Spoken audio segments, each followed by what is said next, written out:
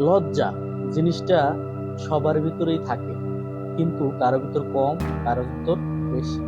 তো লজ্জাটা থাকতে হবে। লজ্জা একেবারেই যদি আপনি নির্মূল করে ফেলেন না, তাহলে আপনি জীবনে সমাজে চলতে পারবেন না।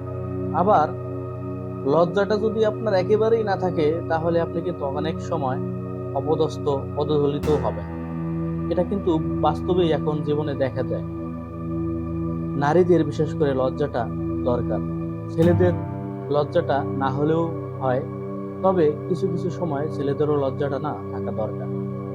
অনেক সময় দেখবেন আপনি লজ্জার কারণে অনেক কিছু হারাবেন, আবার লজ্জাটা না থাকার কারণে আপনি অনেক কিছু হারাবেন। তো লজ্জা থাকতে হবে। কিছু কিছু সময়, বিশেষ সময় লজ্জা আপনার থাকা উচিত। আবার কিছু কিছু সময় আপনাকে লজ্জাকে পরিত্যাগ করতে হবে।